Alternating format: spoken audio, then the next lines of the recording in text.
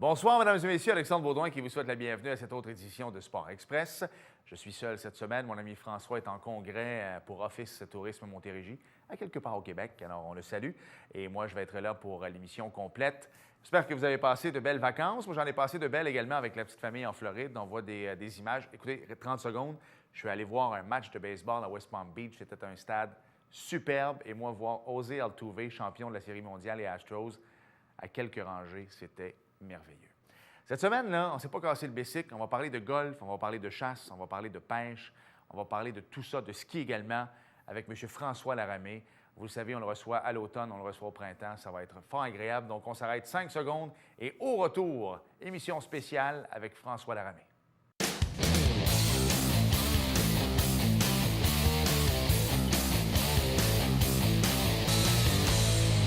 Notre invité cette semaine, on le reçoit à peu près 2 fois par année, à l'automne et également au printemps. C'est pas que j'aime pas l'hiver, mais quand je le reçois au printemps, il me semble que c'est encore plus le fun parce qu'on va parler de golf, c'est sûr et certain. François Laramée est avec nous. Salut François. Salut Alexandre. Comment vas-tu? Tu sais, si tu veux que je vienne plus de 2 fois par année. Alors, je sais. J'aime pas. Je le sais. Puis tu as de la jasette, puis François n'est pas là cette semaine. Puis sais-tu quoi? Tu es le bon invité pour ça parce qu'on te pose une question puis tu pars pendant 15 minutes. Mais avant de parler de golf, Ben oui. parle-nous un peu de ski parce qu'on vient de terminer la relâche. Comment ça a été le ski cette année? Ça a été vraiment une saison, encore une fois, un peu en dents de scie. Si tu te rappelles, Alexandre, la période des fêtes, il faisait moins...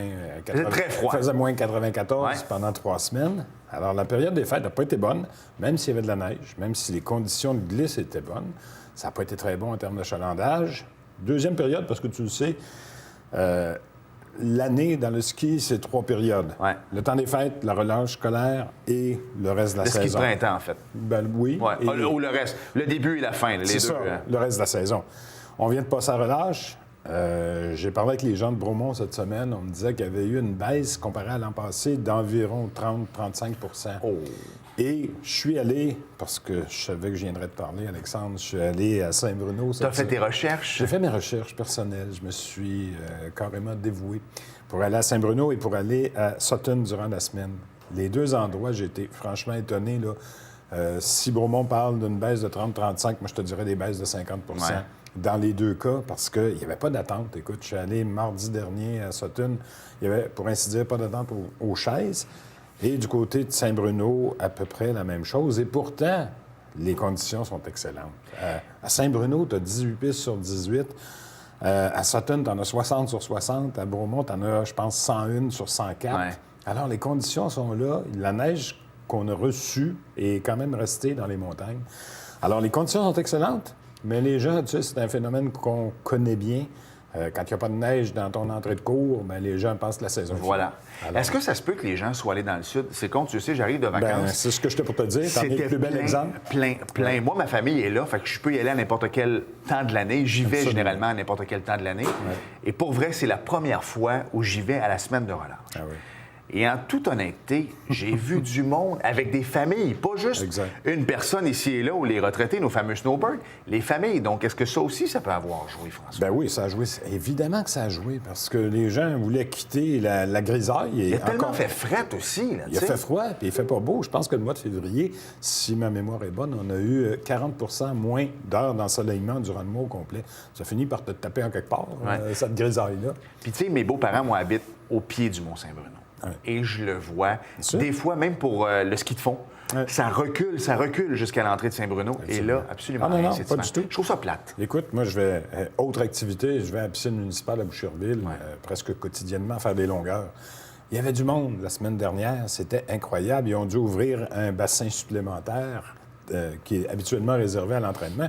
Tellement il y avait du monde dans la piscine, ça n'avait pas de sens. On n'avait jamais vu ça. Alors oui, les gens ont fait d'autres choses pendant la relâche.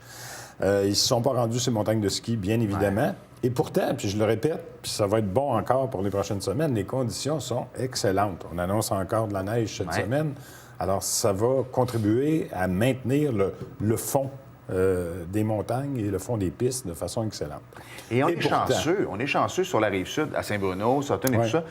Ce sont des monts de ski qui s'impliquent dans leurs montagnes, dans le sens qu'on les travaille, on ne laisse pas aller nos pistes. Donc, Ben non, nos pas du conditions restent encore meilleures plus longtemps. Tu sais, Bromont fait un effort magistral pour entretenir ses pistes, pour faire de la neige artificielle.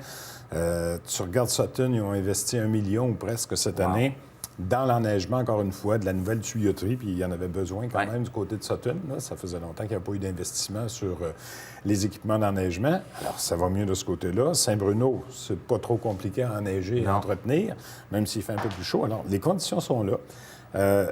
Les gens continuent d'investir. Tu vois, du côté de Bromont, cette année, on annonce pour, d'ici à l'an prochain, encore, je pense, c'est 6 millions en investissement. Une nouvelle chaise à 6 places qui va remplacer le quadruple. OK.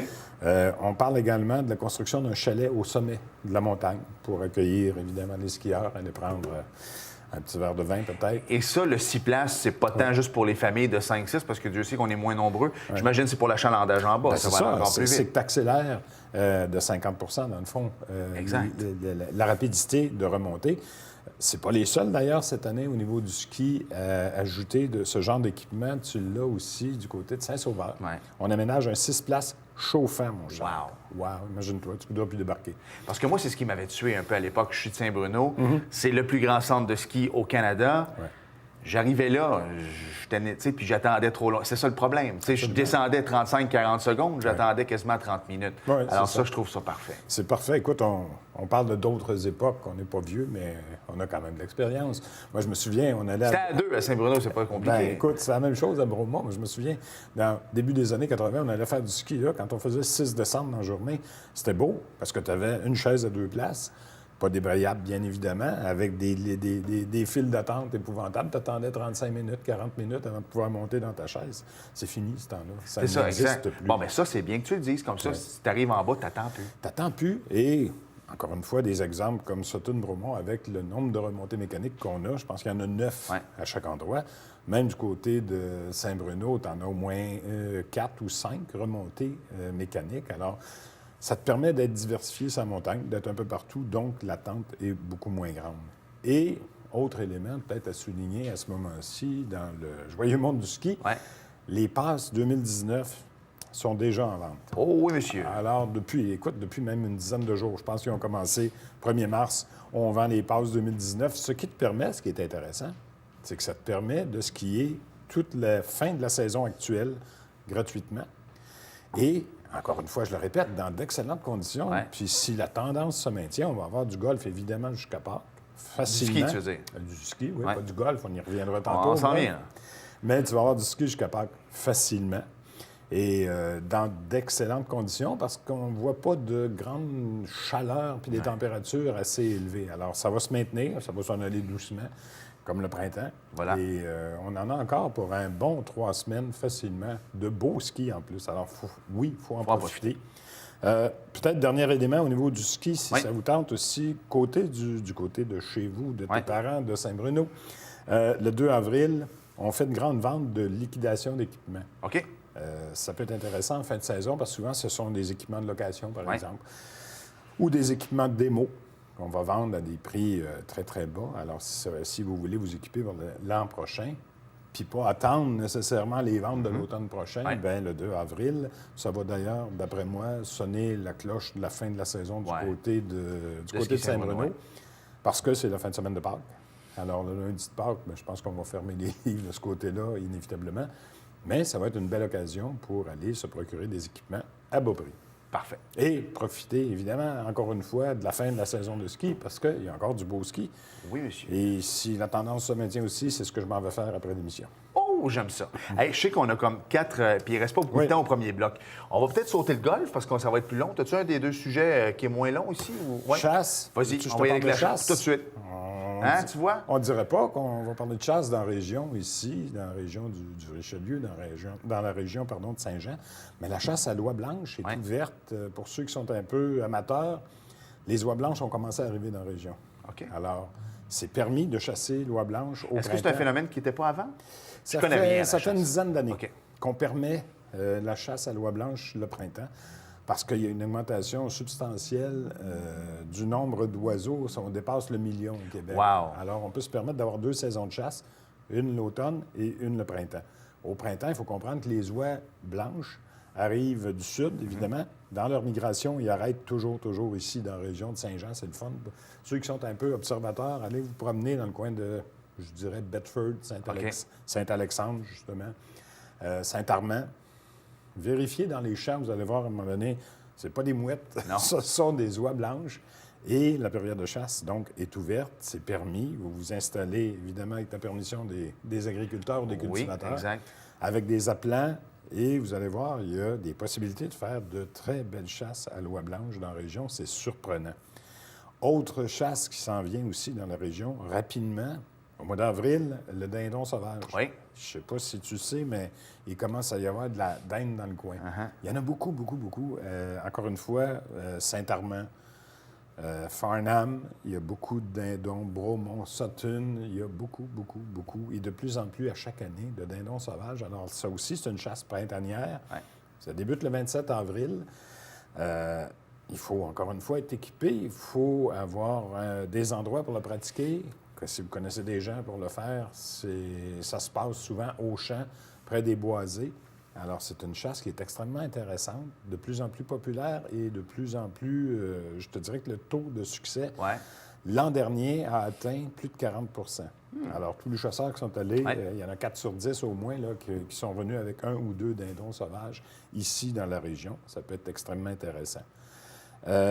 Évidemment, je te parle 2 secondes du club de chasse-pêche Farnham. Vas-y, mon ami. Parce que c'est une institution ici dans la région. C'est un vieux club chasse et pêche qui donne un service, je te dirais, 5 étoiles. Ouais.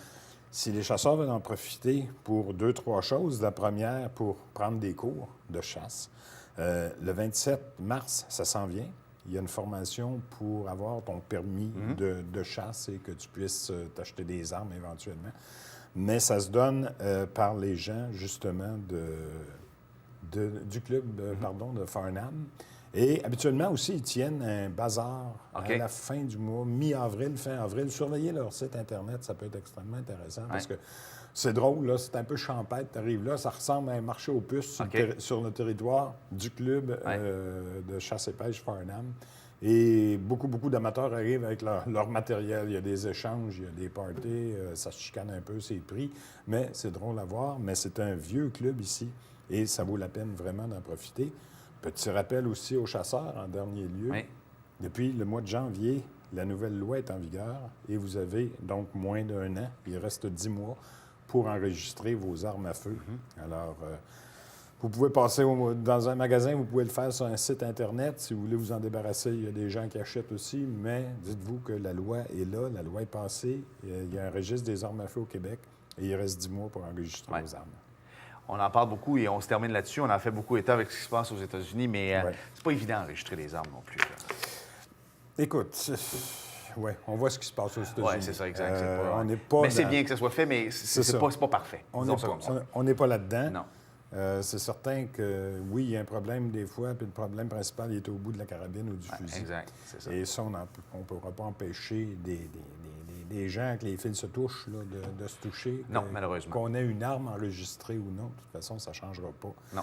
Mais bon, on va essayer. Non, mais c'est bien qu'on le fasse. C'est juste qu'il faut le dire aux gens, il reste 10 mois. C'est pas évident. Prenez-vous pas à la dernière seconde. Là. Commencez à le faire tout de suite. Exactement. Puis s'il y a des amateurs aussi, autre chasse possible. On n'a plus le temps. On va s'arrêter. Chasse à l'ours. OK, on a au début de du prochain bloc, chasse à l'ours. Quand tu voudras. Golf et pêche. Ben oui. On s'arrête 5 secondes. Bien, pas 5 secondes. 30 secondes et au retour, on revient avec François Laramie.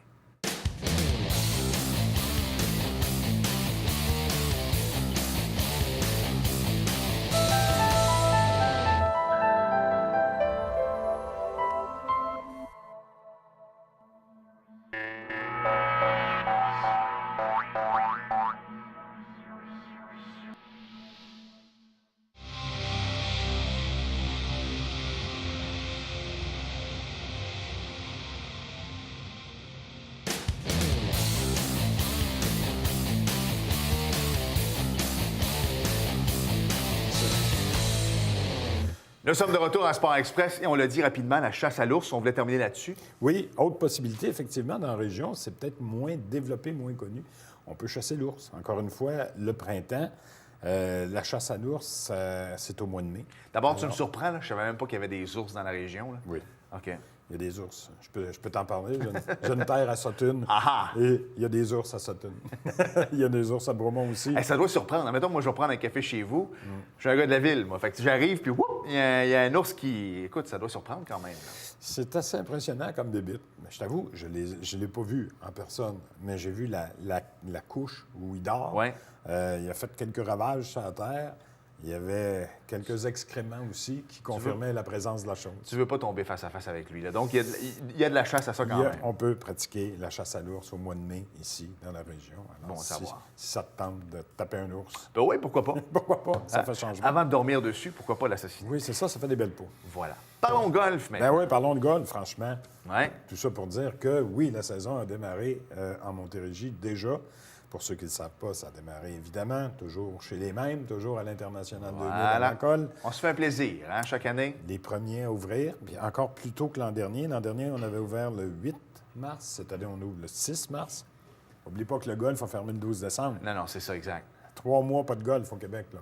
On joue au golf 9 mois par année au Québec maintenant. C'est quand même fabuleux et phénoménal. Alors, il y a du golf, c'est démarré. On verra pour les prochaines semaines, il n'y a pas de grande chaleur, mais le coin de Mingford et surtout de la Colle profite d'un microclimat assez intéressant. Ouais. Ce qui fait en sorte qu'à chaque année, ils sont toujours ouverts au mois de mars. La tendance, tu le vois, hein, il y a un décalage depuis quelques années. Moi, je suis déjà allé au début d'avril, puis là, tout le monde disait hey, on joue au golf au mois d'avril. Là, on joue au mois de mars, à la Colle. C'est évidemment le seul qui est ouvert. Toujours au sujet du golf, pour ceux qui veulent se le mettre en bouche un petit peu en fin de semaine, c'est le Salon du golf de Montréal qui se passe maintenant à Laval. Exact. Place Forzani. Oui. Alors, 17-18 mars, c'est le Salon national du golf de Montréal à Laval. On a eu un bel avant-goût ici sur la Rive-Sud il y a quelques semaines. C'est ce que j'étais pour te dire. Il y a eu un premier Salon du golf, un premier ou deuxième, là, on s'entendra sur les termes, parce qu'il y avait eu déjà un petit événement chez Golf Town, je pense, l'an dernier. Mais cette année, oui, à la fin de février, c'est la même organisation d'ailleurs que le Salon du golf de Laval, qui était à l'Hôtel Mortagne à Boucherville. Oui. 45 exposants. C'est un début. On m'a dit qu'il y avait eu plus ou moins 4-5 000 personnes qui avaient quand même défilé au cours de la fin de semaine. Je suis allé. C'est un début. Ouais. Regarde, c'était un peu plus modeste, là, évidemment. Tu avais, je pense, 45 exposants. Mais ça te permettait de te mettre un petit peu dans l'ambiance du golf. C'est peut-être d'aller les chercher d'année en année parce que moi-même, je suis le premier, je vais aller à Laval. Pour moi, ça reste le plus gros. C'est comme s'il y avait un salon de l'auto à Saint-Hyacinthe, qui a l'air bien le fun. Mais je veux dire, je vais aller au salon de Montréal. Mais par contre, si je vais à celui de Saint-Hyacinthe, je vais peut-être me dire que c'est le fun. Donc, celui qui est allé à Boucherville l'an prochain va peut-être se dire hey, je vais y retourner, ça va être plus gros. Bien sûr. Mais c'est vraiment d'aller nous chercher. Parce que moi, je suis le premier, je vais y aller en fin de semaine à Laval. Exact. Moi aussi, je vais y aller. Mais je te dirais je pense qu'il perdait quand même un peu de clientèle. Parce que tu te souviens aussi qu'auparavant, il était à Montréal, le Salon du golf. Ils l'ont transféré à Laval. Ça fait un petit peu plus loin pour les gens de la Rive-Sud, on s'entend. Ça fait quelques années, pareil, que c'est à Place Oui, Forzani. ça fait au moins 4 ans de mémoire. Mais ça, c'est plus un gros happening. Parce qu'à Boucherville, c'est ça, je te disais, il y avait 45 exposants. Plus modeste un peu, quoique ça m'a permis de découvrir un exposant que je ne connaissais pas. Un golf aux États-Unis, mais à 3 km de la frontière, là, à Champlain. Oui. Je pense que ça s'appelait le Blue Point Golf Resort. Alors, un très, très beau golf. En tout cas, ça semblait être un excellent golf avec des tarifs exceptionnels. On parlait de 120 $ pour 4 joueurs avec voiturette canadien. Canadien en plus. Canadien en plus. Wow. Alors, je sais Et pas on parle de 30 $, c'est vraiment pas cher. On parle de 30 $ canadiens pour aller jouer un beau golf en face du lac Champlain. Alors, intéressant comme situation. Je t'avoue que je vais avoir une petite tentation cet été. Bien, honnêtement, tu me tentes aussi parce que je passe par là régulièrement. Je vais souvent à Plattsburgh. Ben oui. J'ai jamais vu ça annoncé nulle Moi part. non plus, je l'ai jamais vu. Puis les gens me racontaient, j'ai placoté un peu avec eux autres, les gens me racontaient qu'ils étaient à 3 km de la frontière. Bien, écoute, je vais vérifier. Tu traverses, puis tu sors en première sortie, Champlain. Oui. C'est comme si tu reviens sur tes pas un peu vers la frontière. On le découvrira, Alexandre. Bien, pourquoi pas? Oui, ben oui. Pourquoi pas. À part ça, côté golf, bien évidemment, les 2 salons, oui. Autre message pour nos téléspectateurs, les amateurs de golf, si ça vous tente d'aller golfer, encore une fois, à rabais, je regardais cette semaine les différents sites de rabais, Groupon, Livre Rouge, Golf, Twango. Il y a des spéciaux vraiment intéressants sur ces sites-là. Ça vaut la peine, surtout à ce temps-ci. Tu sais, les golfs ne sont pas ouverts, puis ils sont vraiment spéciaux. Je regardais, je te donne 2 exemples. Mont-Saint-Grégoire, un golf qui est tout à côté d'ici. 42 au lieu de 85 pour 2 joueurs, voiturette. Puis je pense qu'il y a une bière de fournie en plus. Ça fait pas cher là, pour aller jouer une ronde, même si c'est un exécutif, celui-là. Roxton Pound, 48,95 pour 2 joueurs et voiturette. Ça non plus, c'est pas ça cher. fait même pas C'est un beau golf, Roxton Pound. Ah oui, c'est joli. Ouais. Je l'ai joué à 4-5 reprises l'été dernier. Là. C'est un golf qui est dynamique. C'est un golf, je pense, c'est le trou numéro 11, là, qui est un par 3. Exact, c'est leur trou signature. À 150 verges avec le plateau tout en haut. C'est un beau golf, toujours bien mis, bien entretenu. Alors, allez faire un tour sur les sites. Je les répète, Groupon, Twango, Livre Rouge Golf également. Vous allez trouver des spéciaux extrêmement intéressants pour vous mettre ça à l'agenda. Moi-même, j'en ai acheté pour, le golf de Sutton, qui était, je pense, à 50 pour 2 joueurs. Bien, tu sais, le fait que tu en parles là, je trouve ça bien parce que moi, je suis le premier. Si tu me dis d'acheter ça au mois de novembre, non. T'as moins le goût. J'haïs ça. Puis je sais que les spéciaux sont là. Ouais. Puis pour les enfants, c'est pareil. Des fois, tu dis, je vais acheter son habit de neige un point plus grand pour l'an prochain. Il les donne quasiment. J'aime pas ça. Ça m'énerve. T'es pas dedans. Mais là, tu es au mois de mars. Tu sais que si tu pas gaspillé, mais si tu dépenses un 500 bien investi, tu peux quasiment tu peux faire ta saison. Puis tu commences dans un mois et demi. Là. Fait que ça, c'est le fun. Oui. Puis On est rendu. Ça, ce sont 2 exemples. Je pense, entre autres, au golf de Waterloo, le golf de Granby, qui sont à, je pense, c'est 20,95 actuellement, si tu achètes immédiatement avec la voiturette à partir de midi. Tu sais, 21$ pour jouer au golf avec le kart. Là. Et toi, tu sais tout. Je rouvre une parenthèse, on parle de pêche. Chambly a malheureusement fermé. C'est fait. Qu'est-ce qui s'en va là? Tu sais-tu? Développement domiciliaire. C'est ce qu'ils parlent depuis des années, mais là, ils l'ont fait. Est-ce que c'est le privé ou le public qui est fermé? Je pense que c'est le public. C'est le public, c'est ça. Mais le privé, lui, reste. Un peu jusqu'à nouvel ordre. Ouais. Il y a aussi la Prairie qui va être démantelée joyeusement. Lui aussi. Parce que c'est l'entrepreneur Luc Poirier exact. qui a acheté ça. Et... Bien, déjà, la Prairie commençait à avoir des condos. Mon collègue François Trépanier, son premier condo était là. Absolument. Oui, mais là, il n'y aura plus de golf. Non, c'est ça, exact. C'est ça. Tu sais, son condo est intéressant parce qu'il était. Mais il est vendu, fait que c'est correct. Mais là, c'est ça. Donc, ils vont s'en aller sur le golf. Absolument. Ce qu'ils parlent de faire à la Seigneurie depuis des années, mais qu'ils ne le font pas. Ça, je trouve ça. Saint-Hilaire? Exact. Je trouve ça quand même bien. Enfin. Parle-nous de pêche, un sport que j'ai pratiqué pour la dernière fois quand j'avais 10 ans. Vraiment? Ben oui. Il faudrait peut-être que je m'y remette. Il y a déjà quelques années, ça, mon cher Alexandre. Merci de me rappeler. Ça fait 15 ans cette année. Ah, OK. J'allais t'en parler. Oui, c'est ça, exact. Pêche. Je te parle de la pêche parce qu'on est là aussi, tout à côté du début d'une saison de pêche dans la région.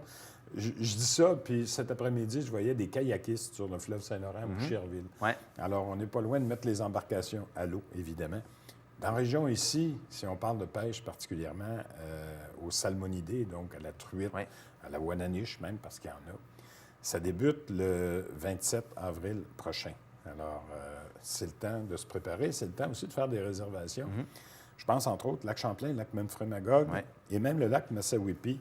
Tu as des guides qui offrent leurs services. Ça peut être une très, très belle façon de découvrir ces plans d'eau-là. Faites une petite recherche, je vous dirais, allez sur Kijiji, par exemple. Les guides s'annoncent beaucoup là-dessus. Ou même googlez le nom guide, pêche, Memphremagog, Massawippi, lac Champlain. Vous allez en trouver. Et ce qui est intéressant, c'est que le début de saison, c'est vraiment la meilleure partie de la saison pour prendre des salmonidés, des truites, de la wananiche. Les eaux vont être dégagées bientôt de leur glace, alors on va pouvoir pêcher facilement les saumons. Oui, c'est du saumon d'eau douce, dans le fond, de la wananiche. Ça se réveille à ce temps-là. Les truites grises, truites arc-en-ciel, truites brunes également, avec Massawippi. Ça s'en vient. Encore une fois, petit conseil, prenez-vous un guide pour aller faire ces plans d'eau-là, parce que ce sont... Puis on est chanceux, là, on est tout à côté ici. Le lac Champlain, là, c'est à 5 minutes de Saint-Jean ou à peu près. Le lac Memphremagog, le lac Massawippi, ce sont des plans d'eau extrêmement productifs en termes de salmonidés. Alors, il faut en profiter. Début de saison. Autre élément, tantôt, je te parlais des aubaines. Ce qui est drôle aussi à ce temps-ci, pour mettre un petit peu l'eau à la bouche de nos amis pêcheurs, des bazars de pêche. Je ne sais pas si tu connais le principe, mais il s'en tient. La Prairie, le 5 avril. Laval, le 24 mars, un très gros également. Pointe-aux-Trembles, le 14 avril. C'est des véritables marchés aux puces exclusifs de matériel de pêche. Je suis allé, ça fait 2 ans, 2-3 ans. J'arrive là, je peux magasiner ma canne et tout ça. Écoute, c'est la caverne d'Ali Baba, je te dirais, là. plein d'amateurs, de collectionneurs qui sont là, qui vendent ils font leur cuillère, ils font leur canne à pêche, ils font leur mouche. Fait que c'est artisanal un peu, en fait. Oui, c'est artisanal, c'est festif, ces histoires-là. Encore une fois, faites une recherche sur Google, tapez bazar de pêche, vous allez voir apparaître les dates exactes et les endroits aussi. Pour être allé, je te dis, je suis allé ça fait 3 ans, je pense que j'y vais. C'est mes neveux qui m'ont initié à ça. Ouais. C'est drôle. C'est un party. Un samedi matin de party. Là, tu t'en vas dans un aréna. Il y a plein de tables, il y a plein de kiosques, il y a plein de pêcheurs, il y a plein d'amateurs, il y a plein de monde. De belles histoires. Oui, puis tu t'en fais compter, tu peux en raconter également. Alors, on peut s'amuser longtemps dans ces endroits-là. Ça nous permet aussi de nous équiper, bien évidemment, parce que la saison, je le rappelle, ça débute dans 5 semaines ou à peu près. Alors, belle opportunité pour se mettre ça en bouche, là aussi. Les bazars de pêche. C'est terminé, mon cher. Arrête donc. Ben oui. Je voulais juste te parler d'une nouveauté dans la région, au Diable Vert, un amphithéâtre. 15 secondes. Un amphithéâtre, 180 places en plein air pour observer les étoiles. Oh, c'est une nouveauté dans la région. Allez voir ça cet été au Diable Vert. C'est juste en arrière de Sutton, à Glen Sutton. Oui, exact. On peut faire du kayak, on peut faire de la pêche, on peut faire du vélo volant. C'est un endroit exceptionnel, ça, au Québec. François, toujours un plaisir. Merci beaucoup. Réciproque, mon cher. Et bon automne, bon golf. Merci, toi aussi.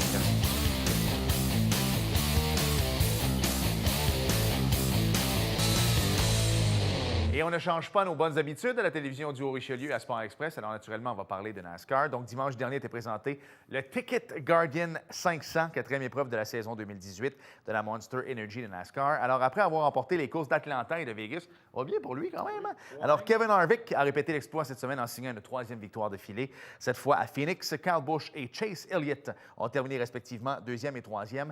Et attention, ça, c'est une belle nouvelle également en série Xfinity, la série sœur. Alex Labbé est 15e au classement général. Bravo. Merci d'avoir été là, tout le monde, et on se reparle la semaine prochaine. Bye bye.